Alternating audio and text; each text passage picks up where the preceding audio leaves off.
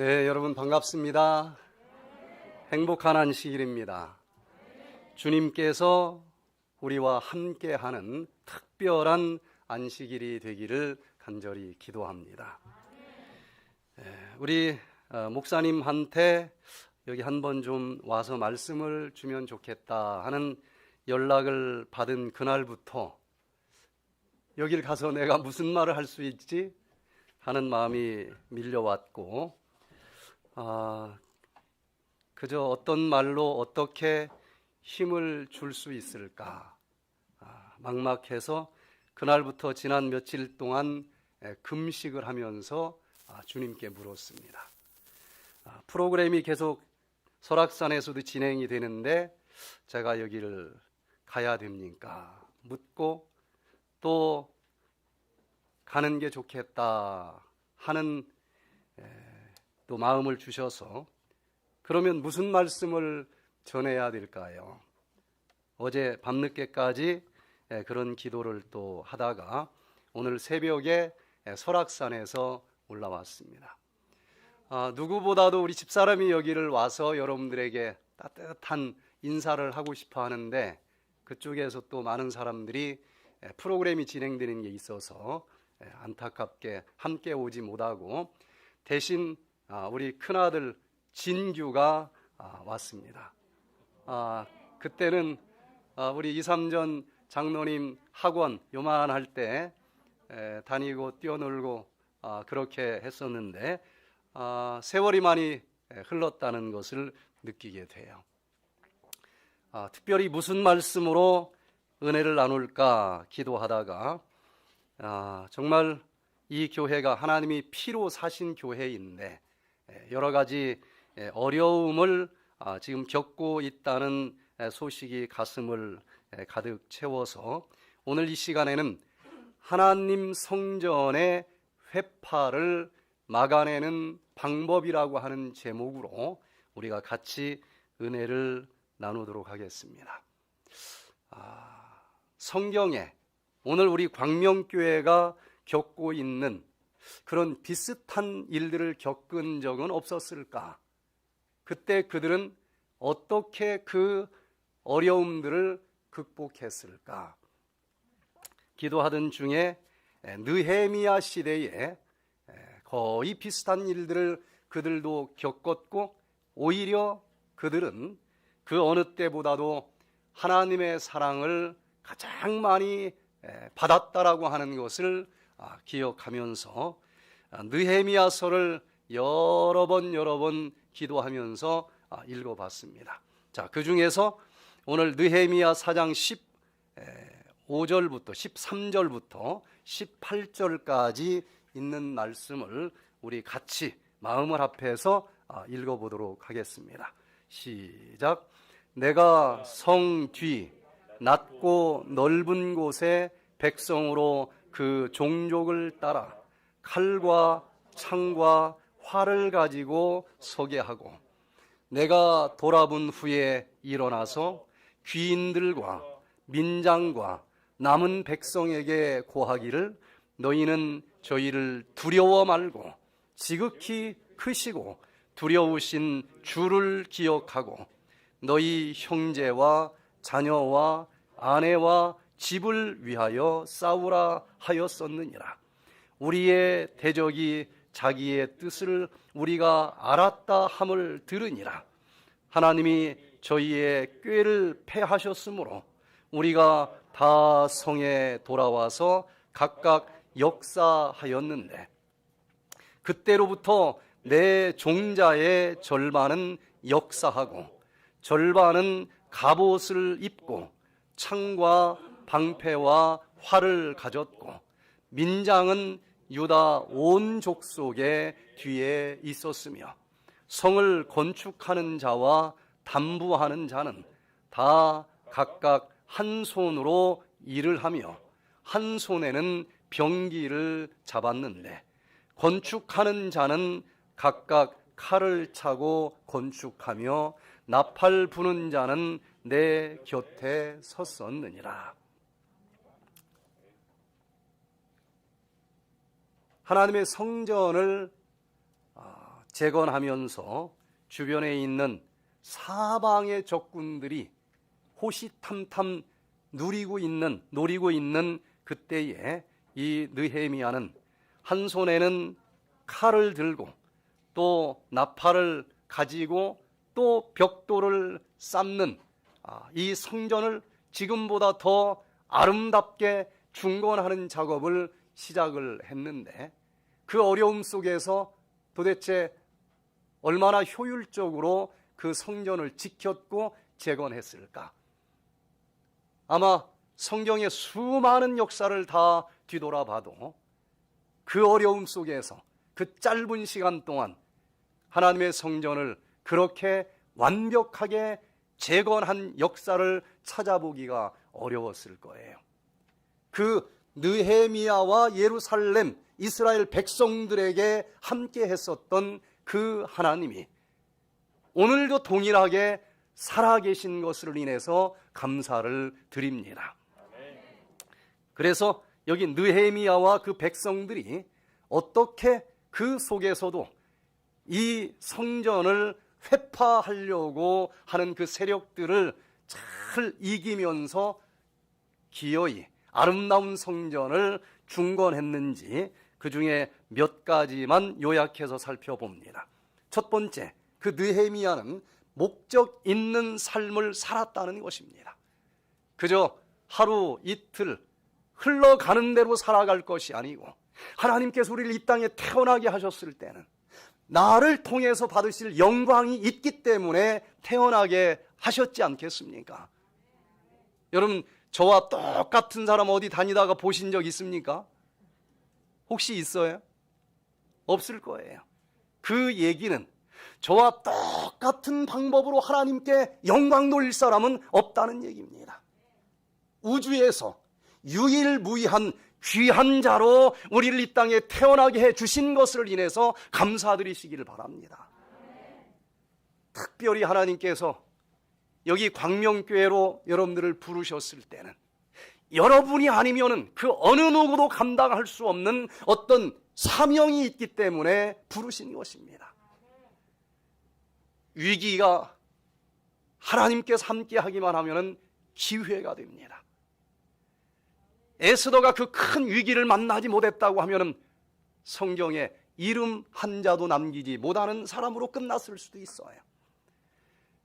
하나님께서는 특별한 섭리를 통해서 여러분들이 오늘 이 광명교회에서 하나님께 특별한 여러분만이 할 수 있는 방법으로 하나님이 여전히 살아계시다라고 하는 것을 보여줄 수 있도록 하기 위해서 부르신 것입니다. 그저 하루 이틀 입에 풀칠하면서 살으라고 우리를 태어나게 했다고 하면은 저 하루살이하고 다를 바가 없을 겁니다. 하나님께서는 나를 통해서 받으실 영광이 있는 것입니다. 그 우리 삶의 목적이 무엇인지를 깨달으시고, 어떤 길로도 갈 수 있는 수많은 길들이 있겠지만은 좌로나 우로나 치우치지 않고, 인생 그렇게 길지 않습니다. 짧아요. 왔다 갔다 우물쭈물 하다 보면은 그저 무덤 하나밖에 남는 게 없습니다. 이 땅에 태어나서 하나님을 위해서 뭔가 하나라도 한 게 있어야 되지 않겠습니까? 하고 싶어도 할 거리가 없어서 하나님께 영광을 돌리지 못하는 사람들도 있을지 몰라요. 여러분, 목적 있는 삶을 사시기를 바랍니다. 이 땅에서 아무리 많은 일들을 해도 다 사그러져 없어질 일들에 지나지 않습니다. 영원한 하늘까지 연결된 최고의 목적을 여러분들의 프라이어리티, 삶의 우선순위에서 최고 앞에 놓으시면 어려운 것처럼 보여도, 복잡한 것처럼 보여도 지금 이 순간 우리가 무엇을 해야 될지 분명하게 답이 보일 수 있을 것입니다. 이 땅에서 수많은 것들을 추진하고 수많은 것들을 건축하고 수많은 것들을 계획하지만 하나님의 성전과 관계된 일처럼 이 영원한 시간까지 바라볼 때 중요한 일이 또 어디 있겠습니까? 마태복음 6장 33절에서 분명하게 우리에게 가르쳐 주셨어요. 너희는 먼저 그의 나라와 그의 의를 구하라. 그리하면은 이 모든 것을 너희에게 더하시리라. 이건 이 땅에서도 통할 뿐만 아니라 영원한 하늘까지도 통할 수 있는 황금률입니다. 여러분, 먼저 그의 나라와 그의 의를 구하시기를 바랍니다. 그리하면은 그 위에 모든 것을 더해 주실 것입니다. 제가 여기 광명교회에 처음 부임했을 때 딱 명단을 보니까 그 당시는 광명시가 지금은 많이 달라졌을 거예요. 저 서울에서 살다가 조금 어려운 일을 당하면 고향 땅까지 가기는 그렇고 잠깐 한발 물러서는 장소가 광명시였어요. 그러다가 조금만 형편만 피면 또 서울로 들어가는 게 소원입니다. 근데 교인들도 그래요. 여기서 조금만 신앙이 크면 36대 근처로 가는 겁니다. 제가 딱 오자마자 명단을 보니까 25명인가가 그 사이에 교체되는 사이에 이사를 갔어요. 뭐 여기가 많은 숫자가 있는 교회도 아닌데, 그래서 어떻게 하면 좋을까? 제가 부임하고 1년 반 동안 나중에 지나고 나서 생각을 해보니까 낮에 1시간, 2시간 전도회하고 밤에 또 한 2시간짜리 전도회하고 낮밤 대집회를 1년 반 동안 계산해보니까 9번을 했어요. 1년에 한 번 하기도 힘든 것을 9번을 했습니다. 근데 저는 그냥 전도회만 하는 사람이 아니었어요. 한 번 하면 한 3개월 정도는 그걸 위해서 집집 방문하고 할 게 많았습니다. 그래서 오선희 집사님은 부동산 문 열 시간도 없다고 그랬어요. 정말 문 열 시간이 없었습니다. 1년 반 동안 9번을 대전도회를 한다고 생각을 해보세요. 그러면 다 굶어 죽었어야 됐을 텐데 지금 보니까 다 잘 살지 않습니까? 여기 너희는 먼저 그의 나라와 그의 의를 구하라. 그리하면은 이 모든 것을 너희에게 더해 주시리라. 이 말씀은 황금률입니다. 이 땅에서 잠깐 없어질 것들만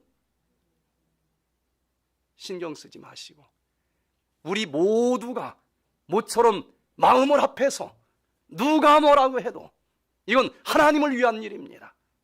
하나님을 위해서 뭔가 내가 할 만한 일이 생겼다는 것 아니겠습니까? 시청에 잠깐 피켓 들고 서 있는 것조차도 이건 하나님을 위한 소중한 일인 것입니다. 목적 있는 삶을 사시기를 바랍니다. 이 느헤미야 시대 때는 이스라엘 백성들이 바벨론으로 포로로 잡혀갔어요. 하나님께서는 이 백성들을, 당신의 백성들을 이 땅에서만 사랑하는 것이 아니라 영원한 하늘까지 데려가기를 원하십니다.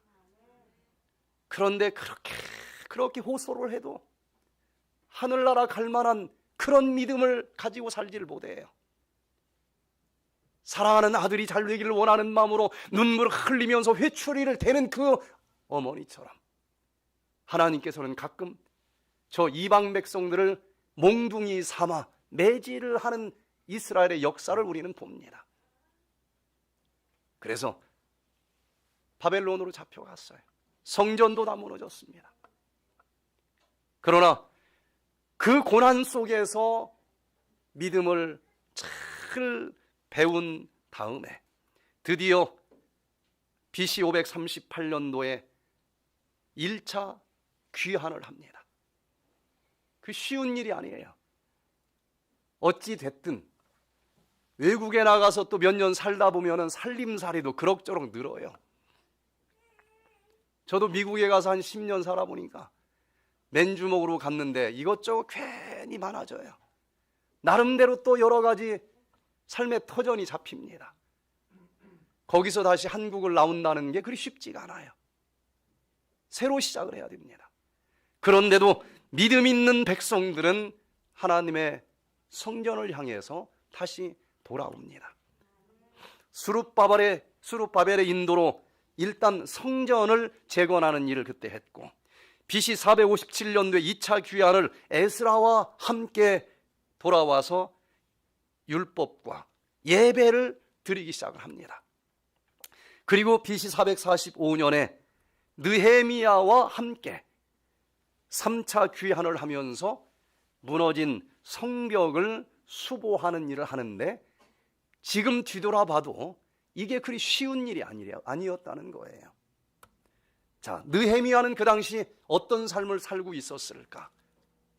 느헤미야 1장 1절에 보니까 이 느헤미야는 그 당시 세계 최고의 나라에서 최고의 자리에 올라간 것입니다.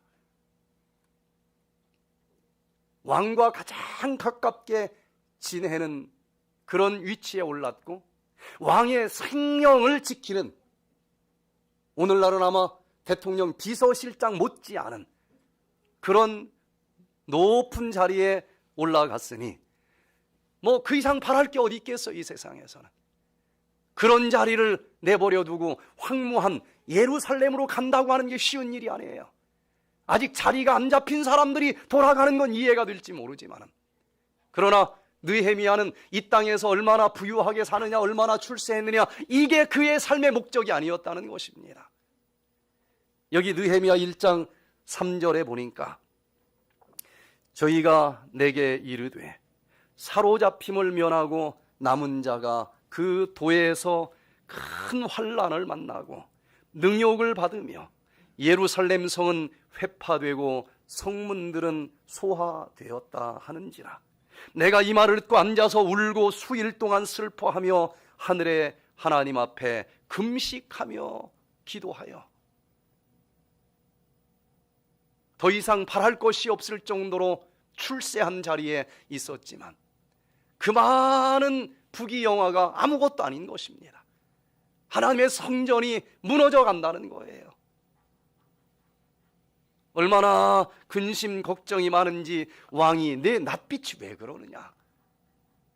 왕이시여, 청컨대 내가 이렇게 편안하게 살고 있지만 하나님의 성전이 무너지고 있다는 소리를 듣고 마음이 미어집니다. 나로 하여금 예루살렘으로 돌아가게 해 주시옵소서. 일반적으로 쉬운 일이 아닙니다. 이것처럼 느헤미야는 그의 삶의 최우선순위를 하나님에게 두고 살았다고 하는 것입니다. 여러분, 어떤 형편과 사정에 있을지라도 여러분들이 이 땅에 태어나서 한평생, 아주 짧은 한평생인데 무엇을 향해서 살아가는 삶이 되기를 원하는지 먼저 목적을 정하시게 되기를 바랍니다. 그러면 왔다 갔다 하지 않을 거예요. 그나마 뭔가 이 땅에 한 발자국이라도 하늘을 향해서 나가는 발자국을 남기는 삶을 살 수 있을 것입니다. 목적이 없는 삶은 아무리 그럴듯한 삶을 살아도 이 땅에 잠깐 있다 없어지는 하루살이 같은 삶에 지나지 않는 것입니다. 플로렌스 차두익이라고 하는 이 수영 선수가 미국 샌디에고 출신의 수영 선수인데 굉장한 여자입니다. 1950년에 영국 해협 32km를 달려가도 힘들 텐데 수영으로 건너갑니다. 여자의 몸으로. 프랑스에서 영국으로 최초로 횡단한 사람으로 기록이 됩니다. 그 다음에는 반대로 영국에서 프랑스로 또 헤엄을 치고 건너가요. 그러다가 자기의 본국인 미국에서 이 로스앤젤레스 맞은편 바다에 카탈리나 섬이라고 하는 게 있는데 여기 주로 배를 타고 다니는 섬이에요. 그런데 이 섬을 헤엄치고 건너가겠다 또 광고를 했습니다. 그래서 52년 7월 4일에 카탈리나 섬에서 캘리포니아 해안까지 조금 영국서 한 것보다 길어요. 36kg을 헤엄치고 건너가겠다 광고를 했습니다. 그런데 대단합니다. 15시간을 쉬지 않고 헤엄을 쳐서 거의 다 캘리포니아까지 갔는데 딱 800m 남겨놓고 포기를 했어요. 왜? 800m 남겨놓고 힘이 빠져서 그랬을까요? 너무 안타깝지 않습니까? 36km를 헤엄치고 가서 목적지가 800m 남았는데 포기를 했어요. 왜 그런지 인터뷰를 했습니다. 제가 도전에 실패한 이유는 추위 때문이 아니었습니다. 피곤했기 때문도 아니었습니다. 제가 실패한 이유는 안개 때문이었습니다. 다시 말하면 그 안개로 인해 저는 목표를 볼 수 없었기 때문입니다. 제가 목표 지점을 볼 수 있었다면 어떻게 해서든지 포기하지 않고 도착했을 것입니다. 목적지를 바라보고 살아가는 것이 이렇게 중요합니다. 여러분, 근심 걱정의 안개 때문에, 두려움의 안개 때문에 여러분들의 목적지를 바라보지 못한다고 하면은 먼 훗날 하늘나라에 가서 그때 10m만 갔으면 됐는데 내가 왜 거기서 다른 길로 주저앉았을까? 거기서 왜 포기했을까? 아마 그렇게 가슴을 찢는 사람들이 굉장히 많을 것입니다. 여러분, 두려움의 한계를 걷어내시기를 바랍니다. 근심 걱정의 염려의 한계를 걷어내시기를 바랍니다. 그리고 나를 이 땅에 왜 하나님께서 태어나게 하셨는지 그 목적을 바라보고 느헤미야처럼 그 목적을 향해서 일어나시기를 바랍니다. 목적 있는 삶이 필요합니다. 그래서 2달 후에 다시 도전을 했어요. 13시간 47분 만에 그는 그 해협을 수영으로 건너갑니다. 이건 이 땅에서 살아갈 때에 굉장히 중요한 원리입니다. 목적이 있어야 돼요. 은퇴한 이후에 특별히 목적 없이 사는 사람들이 너무 많아요, 우리나라는. 그 많은 세월을 그냥 왔다 갔다 떠다니다가 가는 것입니다. 목적 있는 사람들은 그렇게 살지 않을 거예요. 저는 대학 2학년 때 무신론자로 살아가다 하나님이 살아계시다고 하는 것을 확인하고 만나면서 초가삼간을에서 사는 한이 있어도 오직 하나님 한 분만 바라보면서 달려가야 되겠다. 그거 하나만큼 분명히 목표 지점을 정했어요. 그랬더니 살아가는 게 쉬워져요. 그 많은 나날들을 고민할 필요가 없는 것입니다.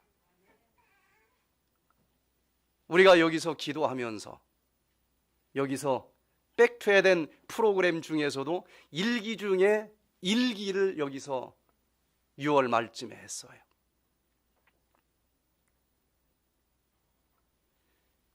이 소식을 테이프로 전해들은 광릉내 영락교회 기도원 원장님이 전화가 왔습니다. 그런데 여기 테이프에 별의별 사람들이 다 나섰다는 소문들이 들리는데 이게 진짜냐 하고 전화가 온 거예요. 뭐 환자들이 거짓말 했을 리가 있겠습니까? 그랬더니 자기가 있는 기도원에 와서 이 프로그램을 한번 해줄 수 있느냐는 거예요. 그래서 이기는 여기서 하지 않고 그 영락교회 기도원에서 했습니다. 한 번 했더니 또 해달래요. 또 이제 세 번째는 광명 교인들만 한 게 아니라 영등포 지구 전체 연합으로 거기서 했습니다. 이분이 딱 첫 번째 집회할 때 지팡이를 5개를 주워서 자기 침대 머리 위에 걸어놨어요. 그 당시 중풍병자가 왔습니다. 지팡이 잡고 다니는 사람들이 많이 있었어요. 며칠 지나자 다 펄쩍펄쩍 뛰어다니고 지팡이를 던져버리는 거예요. 이걸 침대 머리맡에 걸어놓고 너무 좋아하는 겁니다. 그리고는 나 이런 하나님 믿어야 되겠습니다. 나 침례 좀 주십시오.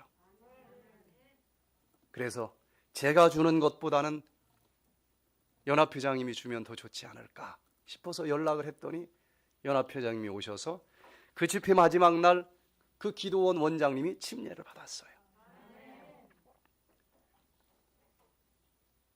또 한 번 더 하고 나니까 이분이 저를 불러요. 자기는 아무 욕심이 없대요. 죽을 때까지 지금 일어나는 이런 일들만 보다가 죽으면 좋겠대.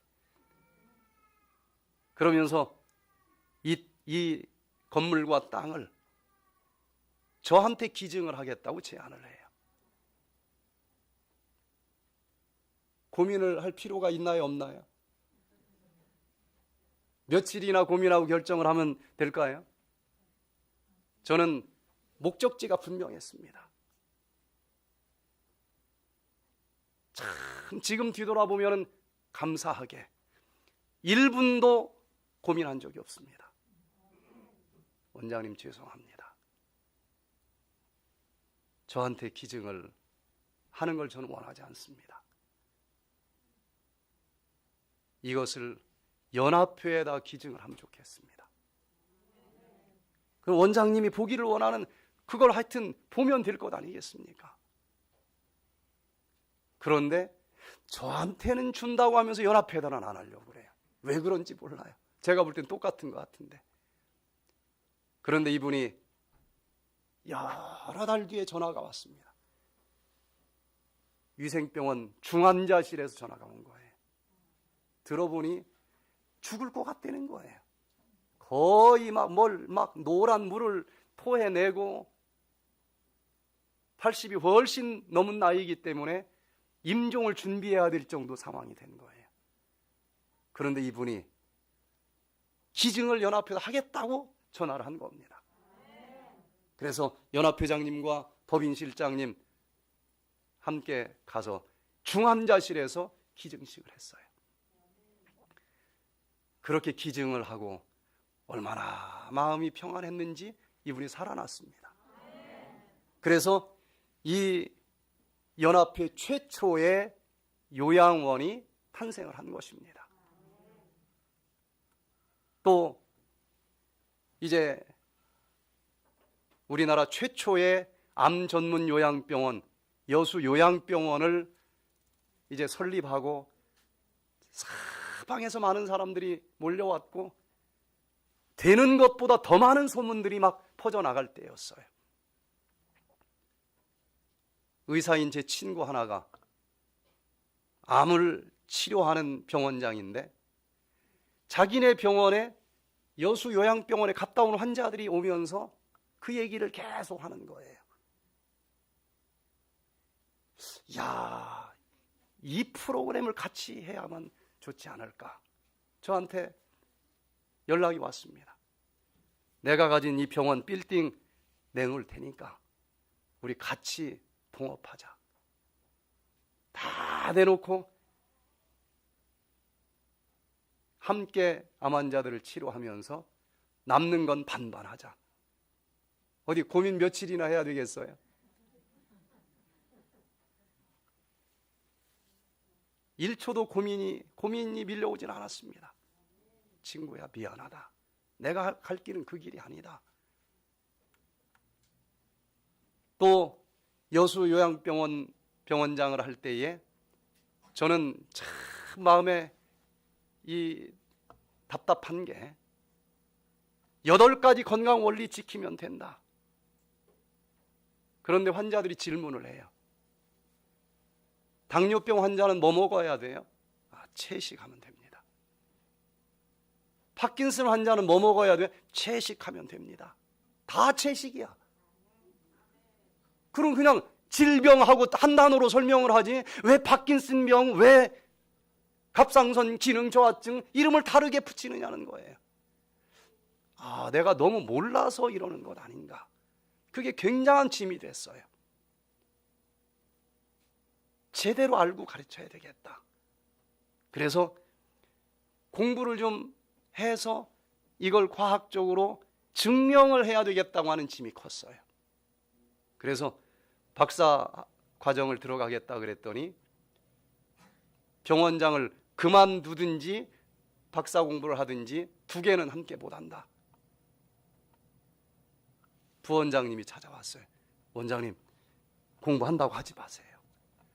위에 가서 알아보니까 그냥 겁주려고 하는 게 아니라 진짜 병원장 내놔야 됩니다. 근데 저는 분명히 제가 바라본 그 길 안에서 병원장이 그렇게 중요한 건 아니지 않습니까? 1초도 고민하지 않고 병원장 안 해도 됩니다. 장학금 못 준대. 안 줘도 괜찮습니다. 그냥 자비로 하든 뭐 하든 저는 이때 지금은 공부할 때라고 생각이 됩니다. 쉽게 결정을 하니까 얼마나 살기가 편합니까? 또 이제 박사를 딱 학위를 마치고 나니까 교수 자리를 마련을 해놨대요. 그 병원장 자리도 이미 결의가 돼 있대요. 그런데 저는 이 기별은 한국에만 전할 기별이 아니고 각 나라와 방언과 족속들에게 전해야 될 기별이다라고 하는 마음이 꽉 차 있었어요. 미국에서 TV 방송 목사 이 세 자리가 나왔는데 기도를 하면 할수록 세 자리 중에서 미국에 가면은 아이들 학비 보조도 없어요. 의료보험도 없습니다. 제 월급도 제가 벌어서 올려야 그나마 월급이 나오는 그런 조건이에요. 아니, 전임자가 이미 적자를 많이 내놔서 전임자 가불로 가져간 월급까지 갚고 시작을 해야 돼. 그리고 이미 이건 너무 안 된다 해서 20년 했으니까 문 닫자라고 결의를 해놓은 상태에서 양일권 목사가 오면 해낼 수 있을 것 같다. 결의하고 난 다음에 누가 그 얘기를 해가지고 그럼 불러보자 그렇게 된 자리예요. 정말 어려운 자리인데 제가 가려고 하는 그 길로는 전 세계의 무대를 생각한다고 하면은 다른 건 다 부수적인 것 아니겠습니까? 미국으로 갔습니다. 또 이 미국에서 이렇게 계속 교회를 다니면서 건강으로 사람을 모으고 그 사람들을 교인으로 살게끔 하는 것을 각 교회를 다니면서 하고 다녔는데 제가 할 때는 모였는데 제가 오면 안 나온다는 거예요. 건강하면 모였다가 그 다음 하나도 없대.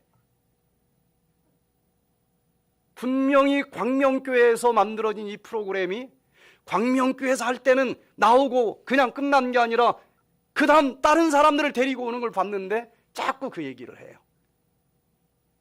예언의 신에서는 분명히 건강기별을 쐐기로 해서 새천사기별을 전해야 되고 이 의료선교 사업 외에는 마지막 때는 어떤 전도 사업도 불가능하다라고 분명히 기록이 되어 있는데 자꾸 아니라는 겁니다. 그래서 이 전도에 다녀봤자 소용이 없겠다. 이게 진짜라고 하는 것을 광명교회에서뿐만 아니라 미국에서도 된다고 하는 것을 보여주는 것 외엔 답이 없겠다. 그래서 TV 방송 목사를 그만두겠다고 했더니 뭐 먹고 살려고 그러느냐는 거예요. 교회 개척할 땐 두 가지를 같이 하기는 어렵습니다. 그래서 TV 방송도 그만둔다 그러고 우리 집사람이 요양원 하는 거 이게 목회는 또 혼자 하는 게 아니지 않습니까? 요거하면서 개척은 어려운 것 같아요. 잘 되던 것도 문 닫고 그냥 완전히 맨주먹으로 교회 개척을 시작을 했습니다. 합회 옆에 교회 하나도 도움을 요청하지 않았습니다.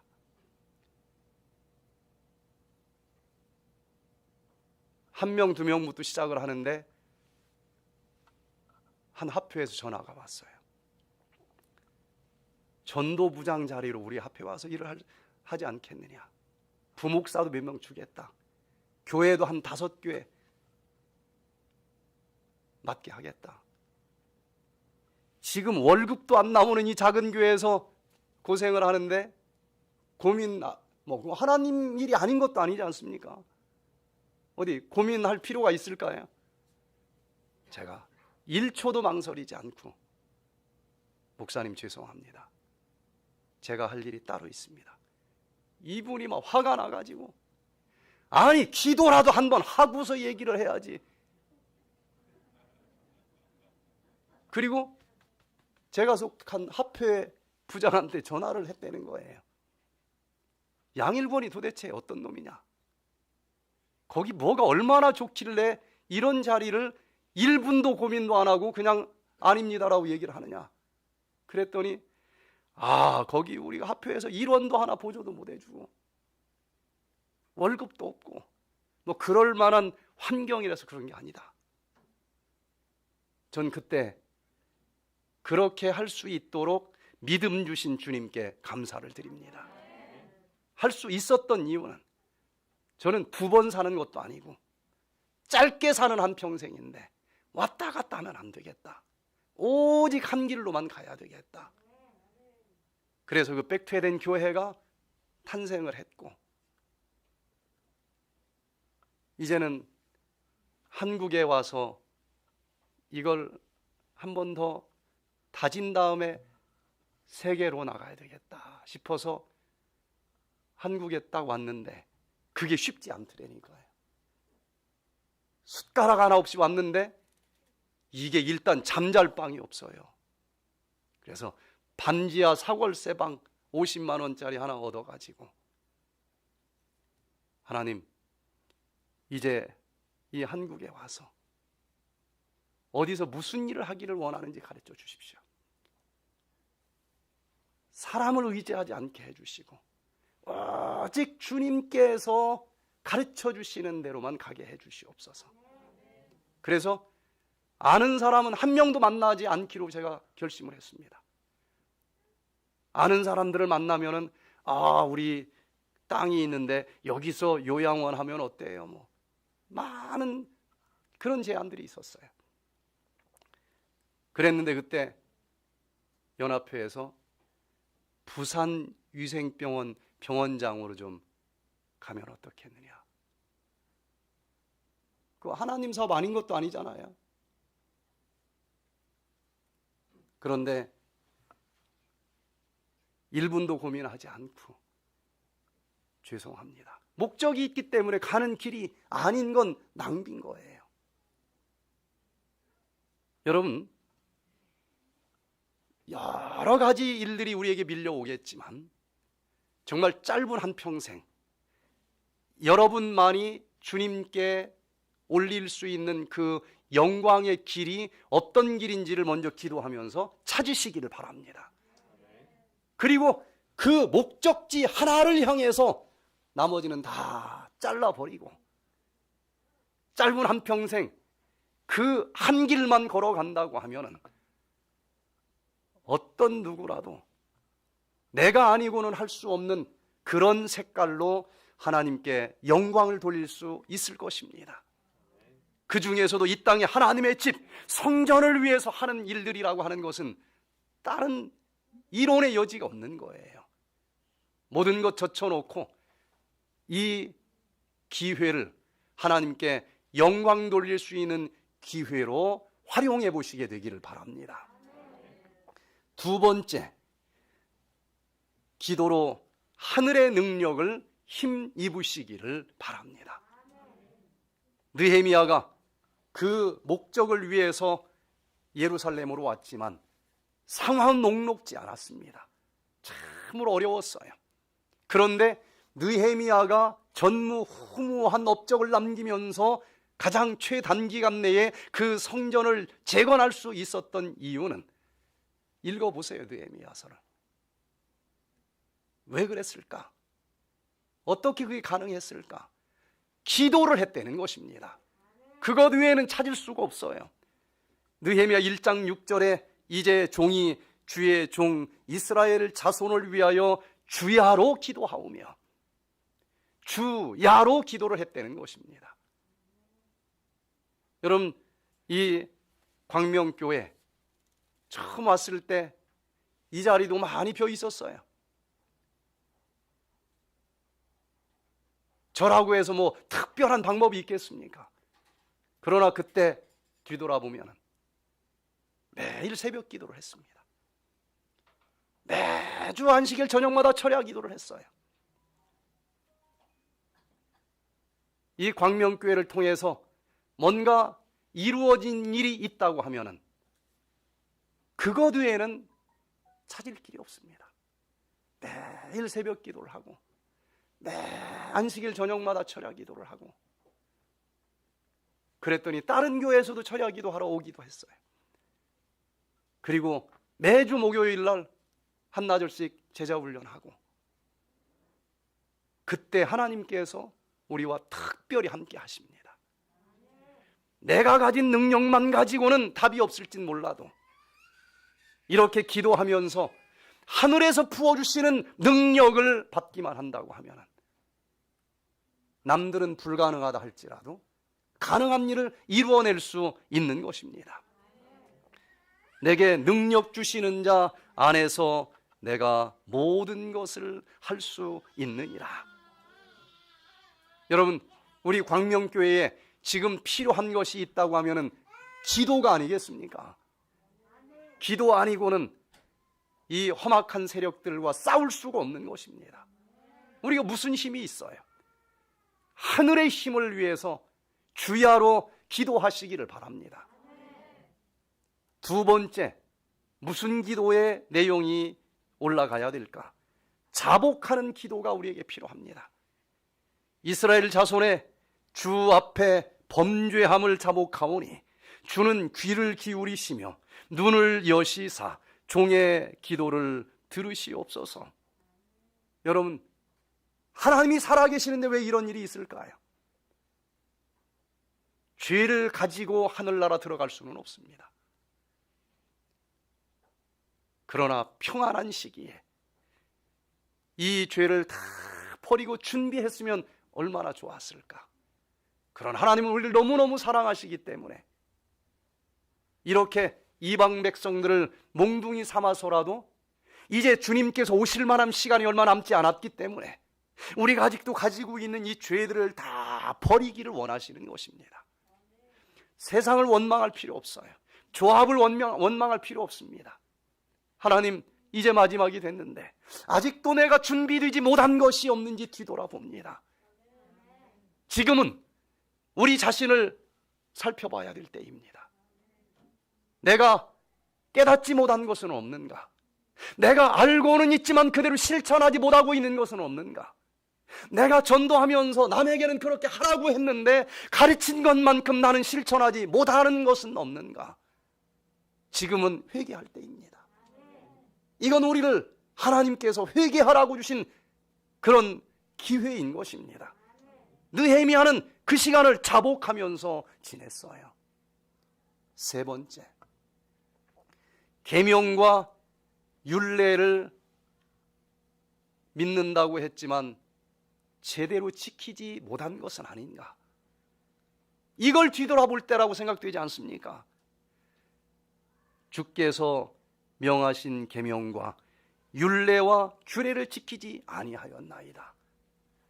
하나님의 말씀대로 순종하는 백성들에게는, 성경에 나오는 그 하나님의 말씀 문자 그대로 믿고 실천하는 백성들에게는 성경에 기록된 문자 그대로의 기적이 함께하는 것을 우리는 알게 됩니다. 안식일 계명이 혹시 짐스럽습니까? 안식일은 하나님께서 이 세상 모든 만물을 6일 동안 창조하셨고 7번째 쉬셨다는 것을 바탕으로 해서 하나님이 무에서 유를 창조하신 창조주 하나님이라고 깨달았고 그분을 만났고 그분을 믿는 사람들은 하나님, 그 창조주 하나님 내가 만나기를 원합니다. 그러면서 6일 동안은 열심히 일을 하지만은 7번째 날 여기 주의 성전에 와서 하나님, 주님을 제가 믿습니다. 남들은 다 불가능하다고 하지만 무에서 유를 창조하신 하나님을 저는 믿습니다. 그저 마음의 평안과 위로를 받는 정도의 차원의 신앙이 아니고 창조주 하나님을 깨달았고 창조주 하나님을 마음으로만 믿는 것이 아니라 온몸으로 믿게 해주신 남은 무리로 불러주신 것을 인해서 감사드리시기를 바랍니다. 저도 솔직히 하나님을 중학교 때 알 수 있는 기회가 있었는데 그때 바로 믿지 못한 가장 큰 이유 중에 하나는 안식일 계명 때문이었습니다. 이게 세상을 거꾸로 살아가는 사람도 아니고 이게 말이 되나? 그것 때문에 하나님을 믿기가 어려워서 7년 동안 도망 다녔어요. 그런데 대학 2학년 때 5.18 사건이 오면서 3개월 동안 대학 문 닫고 있을 때에 하루에 2-3시간 잠자는 것 말고 하루 종일 예언의 신을 읽으면서 3개월 한번 읽어보세요. 얼마나 많은 양을 읽을 수 있는지. 거의 번역된 예언의 신이 다 읽어지더라고요. 그 짧은 시간에 다른 아무것도 안 하고 그것만 읽으니까 머릿속에 말씀만 가득 차 있어요. 몇 년 걸쳐서 읽으면 앞에 읽은 건 또 잊어버리는데 여기 한꺼번에 다 남아 있어요. 그때 놀라운 일이 일어납니다. 머리카락이 반백이었는데 검정머리로 바뀌는 놀라운 일들이 벌어지고, 안식일의 하나님은 지금 이 시대에도 무에서 유를 창조하는 창조주 하나님이라고 하는 걸 믿는 사람들이 지키는 놀라운 축복의 계명이었구나. 10계명 중에서 복이라고 하는 단어가 들어간 것은 안식일 계명밖에 없는 것입니다. 어려운 환경에서 안식일을 지키는 사람들은 복이 더 있을 줄로 압니다. 그만큼 믿음이 더 강하고 그만큼 창조주 하나님을 만나는 믿음이 강하다는 얘기 아니겠습니까? 제가 정말 인간적으로 이건 불가능하다고 하는 것들을 도전을 했을 때 이 속에 담겨져 있는 가장 큰 힘은 안식일에 만나는 하나님 때문이었습니다. 인간적으로 안 된다고 해도 안식일날 주님을 찾으면서 주님, 제가 주님을 믿습니다. 저와 함께 하시면 다 불가능하다고 얘기해도 무를 유로 창조하시는 하나님이 내 하나님인데 이것을 가능하게 해 주실 줄로 믿습니다. 여러분, 안식일이라고 하는 짐만 짊어지고 다니지 마시고 그 안식일을 만나는 창조주 하나님과 함께 무에서 유를 창조하는 창조주의 신앙을 실천하시게 되기를 바랍니다.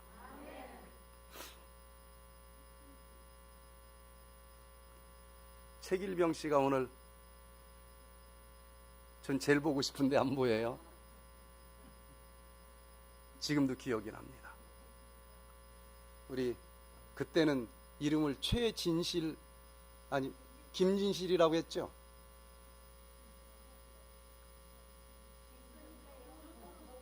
보고 있어요? 네. 지금도 기억이 나요. 안식일날 요 자리에 앉았었어. 순복음교회 다니다가 이 교회를 나오기 시작을 했는데 이제 최길병 씨는 그 싫었던 것 같아요. 안식일 예배 중에 저문을 열고 들어왔습니다. 이 제일 앞자리에 앉아 있는데 저기서 막 소리 지르는 거예요. 빨리 안 나오냐고. 그게 주저앉더라고. 여기서 저는 목소리를 한 옥타브 높였습니다. 그 웬만한 사람은 기가 죽을 텐데 최길병 씨도 대단해. 기가 하나도 안 죽어요. 그냥 예배 중간인데 뚜벅뚜벅 걸어 나오더니 여기서 막 다 보는데 끌고 나가는 거예요. 험난했습니다, 그때. 그러면서 하는 소리가 여기 한 번만 더 나오면 불질러 버린다, 이 교회. 그때 마침 신문에 여호와 증인 교회에서 그런 일이 하나 있었어요. 바로 이 장난으로 들리지 않는 거야. 야, 이거 잘못하면은 교회 이거 불살라져 없어지는 거 아니야? 그런데도 새벽 기도를 또 나오셨어요. 못 나올 줄 알았어요.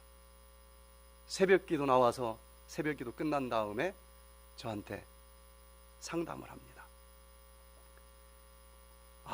뭐 도저히 이게 교회 나가는 걸 허락하지 않고 이런 상태인데, 저도 봤으니까 어떤 정도인지는 알잖아요.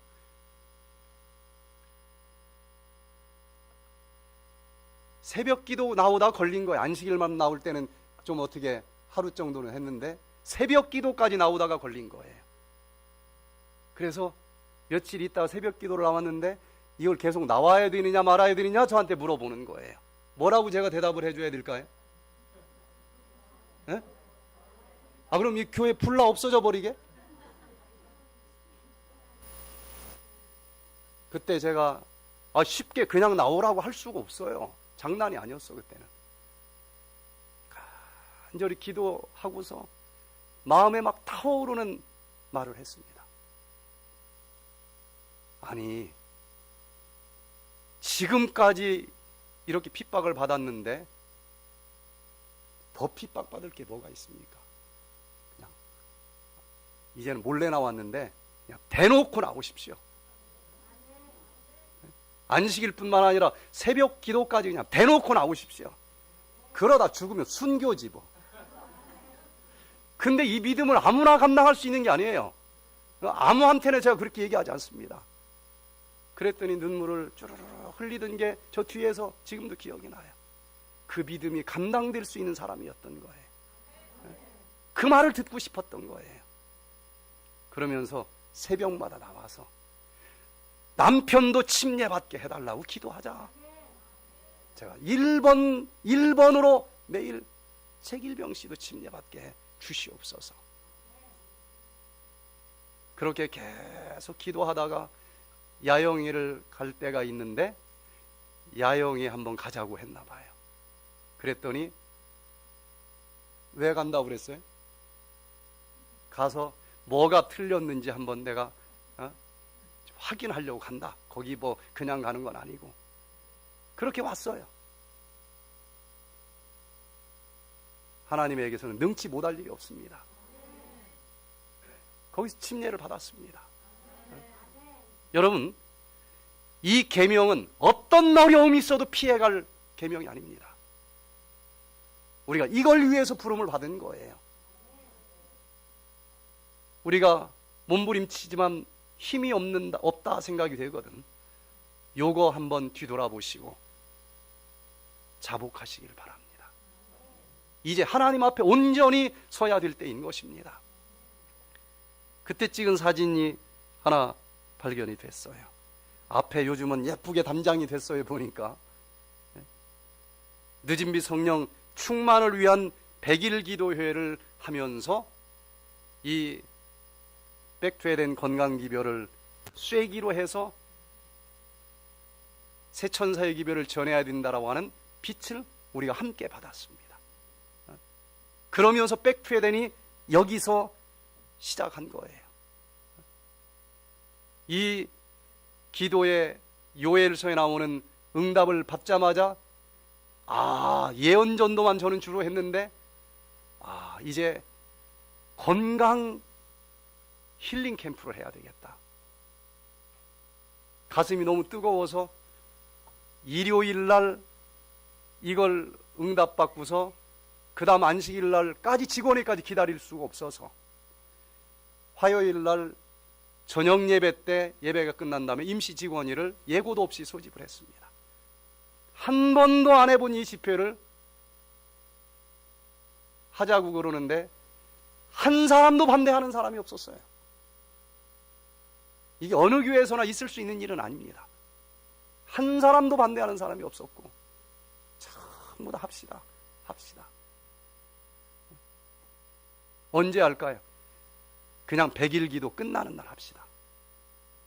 10일 뒤였어요. 그게 아무것도 준비 안 됐지만 한 마음으로 우리가 시작을 했고, 바로 이 건물에서 10일 무료 힐링 캠프를 하면서 하나님께서 역사하시는 것을 봤고, 그 싹이 터서 지금 전 세계적인 백투헤더 운동이 전개되고 있는 겁니다. 광릉내에 가서 그때 누가 보니까 석사 논문을 썼어요. 이때 참석한 봉사자가. 그걸 찾아가지고 읽어보니까 한 달에 100명 정도씩 왔고, 봉사자가 40명 정도씩 왔더라고요. 직원이 없어서 그 봉사자는 환자보다 하루 먼저 와서 교육받고, 10일 하고서 다 가면은 하루 늦게 가는 게 직원이었어요. 그때는. 그 하루 동안 계속 뭘 더 업그레이드 시켜야 될지를 토의하면서 계속 백투헤더니 업그레이드가 되고, 이 성령의 역사와 함께 그곳이 기증이 되고, 그걸 시작으로 덕유산 요양원, 여수 요양병원, 에덴 요양병원, 정말 숨가쁘게 진행됐던 것을 기억합니다. 여러분, 지금은 기도할 때입니다. 주야로 기도하시기를 바랍니다.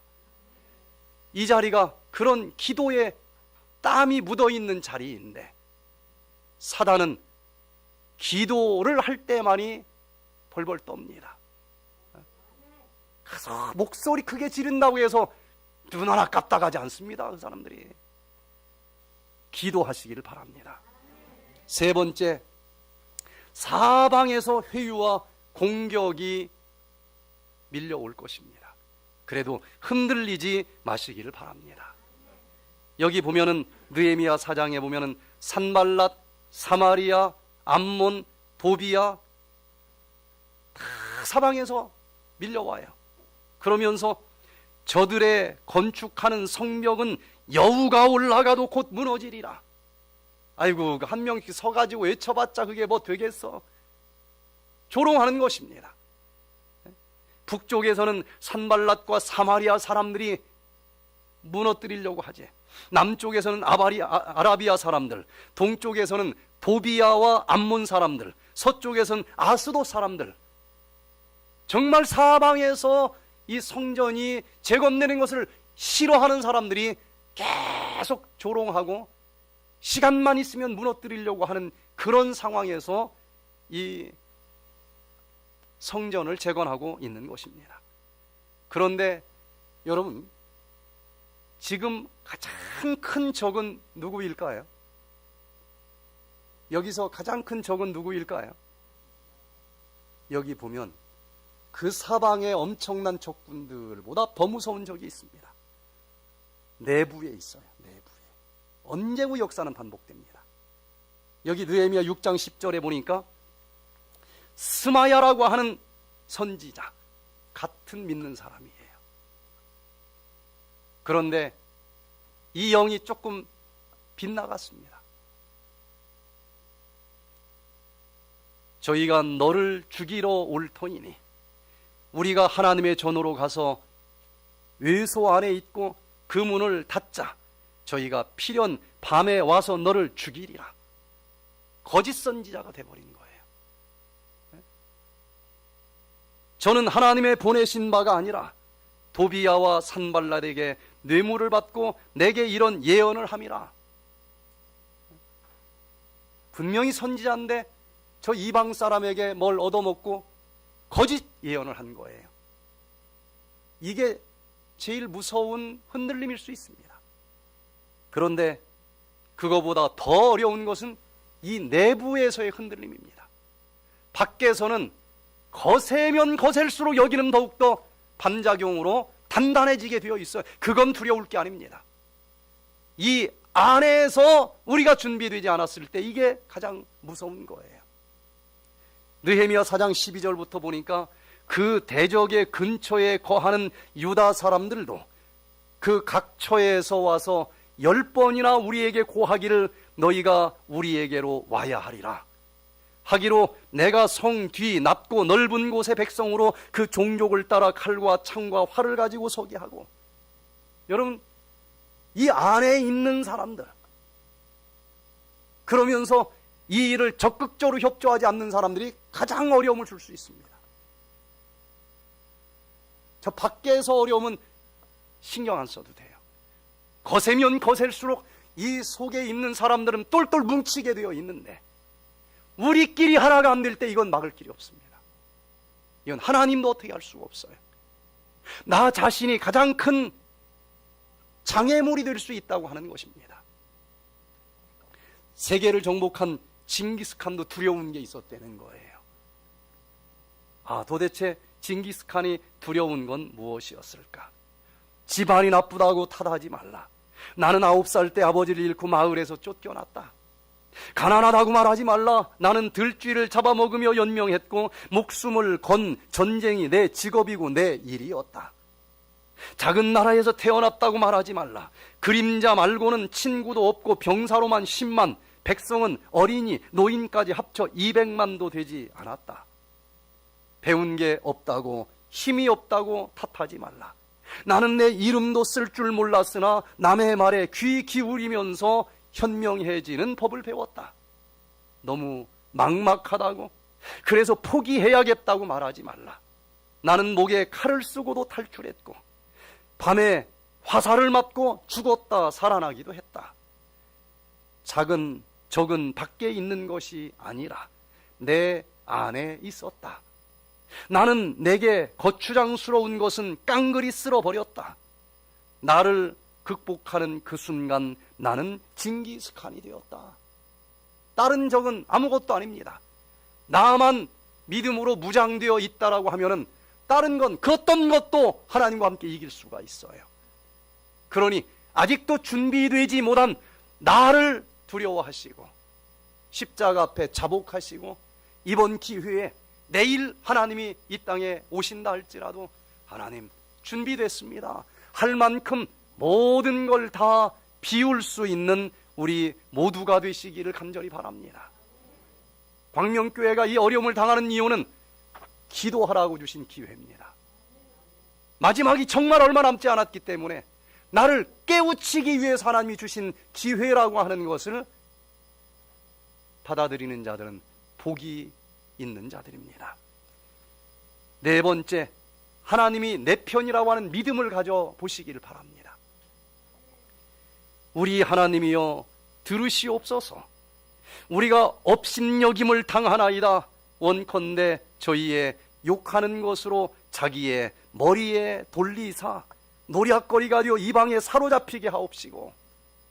여러분, 하나님의 백성들이 지금 업신여김을 받고 조롱을 당하고 있는데 이 전쟁에서 하나님은 누구 편이십니까? 내 편입니다. 내가 마지막 죄 버리고 하나님 편에 붙기만 하면은 하나님은 우리 편이 되는 것입니다.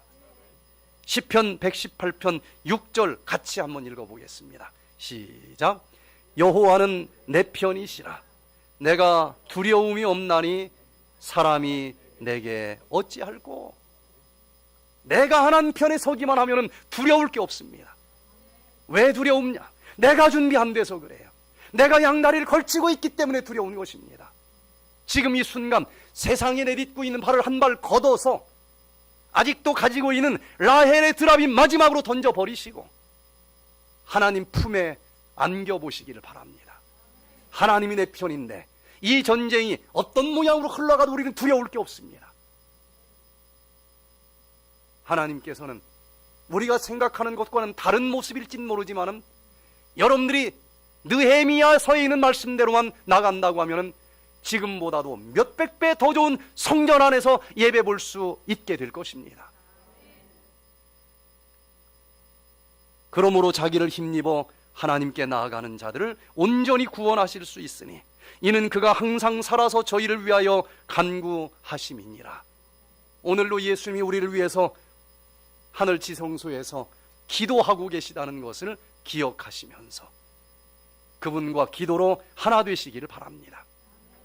마지막으로 느헤미야가 개발한 승리의 비결은 다섯 번째, 한 손으로는 일을 하고 한 손으로는 병기를 잡아라. 이게 느헤미야 전법입니다. 열심히 건축해도 하루 저녁에 저 적군들이 와서 무너뜨리면 소용이 없으니까 벽돌을 싸면서도 칼을 들고 일을 했다는 거예요. 이름하여 양수 겸장의 전술인데, 여러분 이 성전 문제만 가지고 저기 나가서 데모하는 것만 전부가 아닙니다. 교회는 하나님의 구원받을 백성들을 전도하는 것입니다. 전도만 잘 되면 두려울 게 없어요. 제가 여기 광명교회 처음 왔을 때 이 광명교회가 이 건물 사기 위해서 정말 고생하면서 샀어요. 솔직히 어떤 교회는 돈 많은 사람이 하나 딱 내가지고 진 데도 있어요. 근데 이 교회는 그런 교회가 아닙니다. 13번을 헌금을 해서 산 거예요. 전세로 여기저기 쫓겨다니는 서러움을 당하고 돈을 또 띠끼기도 하고 누구 하나가 엄청난 자금을 낸 것도 아니고 모으고 모아서 13번을 헌금을 했으니, 그리고 여기를 딱 들어왔는데 합회에서 돈이 모자라니까 빌렸는데 5천만 원을 갚을 여력이 없어요. 어떤 사람은 에이 그까지 5천만 원 쥐어 짜고 한 다음에 5천만 원은 이게 얘기가 달라요. 그래서 여기 제가 와서 보니까 입당 예배를 드렸는데, 헌당 예배는 빚을 갚아야 할 수 있잖아요. 헌당 예배를 못 드린 거예요. 그냥 입당 예배를 드리고 헌당 예배는 한 5년 뒤에나 드린다 하고 그걸 못 드린 거예요. 5천만 원 빚을 못 갚아서. 제가 이제 그 소식을 듣고, 야, 그 헌당 예배를 바로 드려야 될 텐데, 근데 제가 딱 보니까 여기 앉아있는 사람들은 이미 할 대로 한 거예요. 제가 아무리 영감적으로 설교한다고 해서 될 일이 아니야. 그래서 제가 여기 앉아있는 분들을 마음을 뜨겁게 하면 이게 해결될 차원이 아니라서 전도해서 새로운 사람을 여기도 앉게 하기 전에는 답이 없겠다. 그래서 1년 반 동안 9번을 전도회를 한 거예요. 첫 해 87명 침례가 났습니다. 이렇게 헐렁했는데 갑자기 앉을 자리가 없어서 자리 싸움을 할 정도가 됐어요. 근데 제가 처음에 와서 그래도 사업계획서는 나와야 되잖아요. 그래서 침례 목표 몇 명을 쓰면 좋을까. 그 당시 한 20명 내면 아주 큰, 잘 나오는 침례자 숫자인데, 그럼 우리도 작기는 하지만 침례 목표 20명이라고 한번 세워볼까. 그랬더니 늦은 비 성령 달라고 하는 기도가 이상해지는 거예요. 비 오게 해달라고 하면서 우산 안 갖고 가는 것이 자꾸 떠오르는 거예요. 그래서 100명하고 침례 목표를 잡았습니다.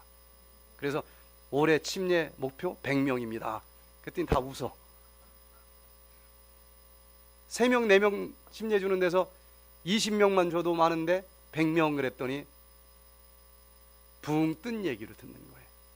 그래서 부임하자마자 3월달 청년 기도주일 때, 여러분 올해는 낭독문은 새벽에 읽읍시다. 그리고 저녁에는 전도회로 합시다. 강사는 지금 갑자기 못 구하니까 그냥 제가 하겠습니다. 그리고 제가 그때 직원회에서 뭐라고 했는가 하면, 저는 2개를 다 하지는 못합니다. 그러나 하나만큼은 어떤 것이든지 무슨 일이 있어도 저는 해낼 수 있습니다. 교회는 크게 2가지 일이 있는데, 하나는 새로운 사람들을 교회 안으로 들어오게 하는 파트가 있고, 하나는 들어왔으면 다시는 나가지 못하게 잘 돌보는 파트가 있는데 우리 하나씩 나눠서 합시다. 여러분들이 들어오게 하는 파트를 하면 한 명도 하여튼 빠져나가지 못하게 제가 다 돌볼 것이고, 만약에 여러분들이 돌본다고 하면 제가 무슨 일이 있어도 들어오게 하는 일을 하겠습니다. 그랬더니 돌보는 게 좀 낫다고 생각이 됐는지 교인들이 돌보는 일을 하겠다고 그랬어요. 이제 들어오게 하는 건 제 몫입니다. 마음이 급해서 3월 달, 한 달도 온 지 안 됐는데 저녁 때 전도회로 한 거예요. 제가 하여튼 역사를 끌고라도 이 교회 문까지만 데리고 오십시오. 나머지는 제가 하나님과 함께 하겠습니다. 그랬는데 일주일 전도회 끝나는 날 25명이가 침례자가 났어요. 한 달도 안 됐는데 25%가 4분의 1이 목표가 달성된 거잖아요. 그때부터 우리가 함께 움직이기 시작을 했고, 이 광명교회가 놀라운 일들을 해낼 수 있었던 겁니다. 숫자가 차니까 1년 지나니까 여기가 앉을 수가 없어서, 그러면 교회를 하나 개척을 합시다. 그래서 주소록 보고 그냥 사심 없이 딱 반절 나눴어요. 하안동교회 전세금까지 마련해서 우리가 그때 했죠. 근데 딱 잘라서 보니까 제자 훈련을 받아서 일 많이 하는 사람들이 그쪽에 더 많아. 일꾼은 다 그쪽에가 있어. 야, 그러고 여기 또 다시 시작하는데 그 쉽지 않더라고요. 그래도 그 다음에는 예식장 빌려서 몇 천만 원짜리 전도회를 계획을 했습니다. 하필 전화가 왔어요. 아니, 그 작은 교회가 몇 천만 원이 어디 있어서 그런 대전도회를 하느냐. 그 당시 예식장 빌려서 몇 천만 원 전도회는 홍명관 목사님만 지구 단위로 할 때입니다. 교회도 큰 교회도 아니고 이 조그만한 교회가 이해가 안 됐던 것 같아요. 그러면서 하는 소리가, 그 돈 있으면 그 5천만 원 빚부터 갚지. 그렇게 얘기를 해요. 그래서 목사님, 5천만 원 빚 갚으려고 이 전도회 합니다. 여기 있는 분들 이미 할 거 다 해서 안 됩니다. 새로운 사람이 더 와야 되든지 말든지 하지. 그래서 없는 가운데서도 수천만 원 들여서 합니다. 그해 87명 침례자가 났고, 그해 연말에 5천만 원 다 갚아서 마지막 안식일날 헌당 예배를 했어요. 협회장님 모시고. 차도 사고 복사기도 사고, 그 당시 카세트 테이프 복사기도 사고. 여러분, 이렇게 기도하면서 하나님의 방법대로 나갈 때에 능치 못할 일이 없는 것입니다. 이번에 정말 기적의 하나님을 볼 수 있는 이 절호회 기회를 우리 광명 교우님들이 똘똘 뭉쳐서 기도하시고 하나님이 살아계심을 온 천하에 다 증언할 수 있는 우리 광명교회 모든 성도님들 될 수 있기를 간절히 바라면서 오늘 말씀을 마치겠습니다.